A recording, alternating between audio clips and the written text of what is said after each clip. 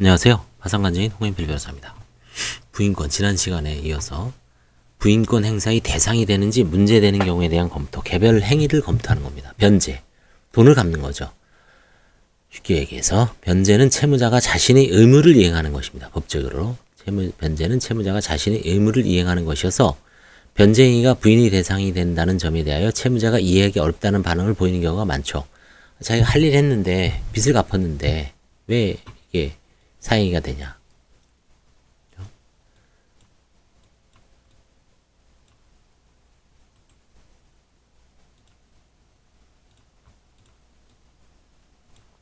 그러나 법에서 중시하는 것은 채무 불이행 자체가 아니라 채무자의 채권자를 해야 하는 행위이므로 채무 내용에 쫓은 변제이더라도 편파 변제에 해당할 경우 부인이 대상이 되고, 이는 채무자와 채권자 1대1 관계 이해관계를 조절하는 것이 아닌 채무자와 다수의 채권자 사이 이해관계를 조절하는 파산법에서 일반적인 민사법의 법리가 수정 적용되는 경우이므로 파산관제인으로서는 이러한 점을 채무자에게 이해시킬 필요가 있습니다. 상당수의 채무자가 파산 신청 전에 본인이 가지고 있는 재산을 처분하고 무자력 상태에서 파산 및 면책을 신청하고 있는 바, 이와 같은 변제가 본인이 다수 채권자에 대한 채무를 안분 비례하여 변제한 것이라면 법의 취지에 부합하는 것이므로 문제 삼기 어렵지만, 그렇지 않을 경우 편파 변제로 부인권 행사의 대상이 될 수 있다. 그렇죠. 파산 경매가 아닌 한, 경매야 이제 평등하게 나눠주잖아요. 근저당권자, 그 다음에 뭐 임차권자, 당해세, 우선권 있는 아니면 임금 먼저 주고 남은 금액을 채권자들한테 채권액에 비례해서 안분해서 나눠주는데, 통상적으로 경매가 아닌 임의 매각일 때 파산 신청 전에 매각을 하고 그 사용처를 조사하다 보면 아주 편파 변제가 빈번하게 일어납니다. 물론 그 편파 변제가 빈번하더라도 수긍할 정도면은 넘어가는데, 현저하게 다른 채권자들이 이익을 해야 하는 경우에는 관제인이 개입할 수밖에 없습니다. 그런 건 이제 문제 삼는 거죠.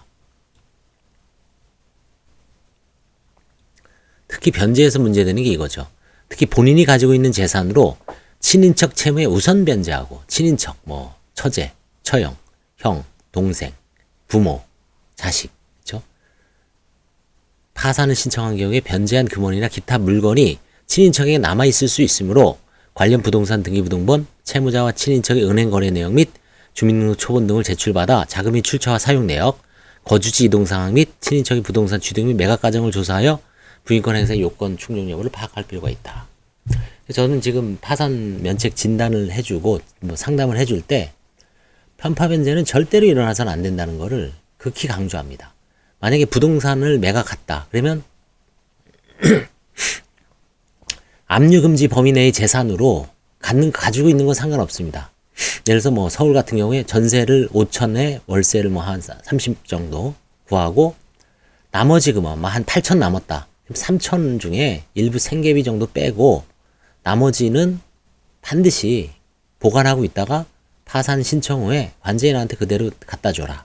그런 식으로 얘기를 해줍니다.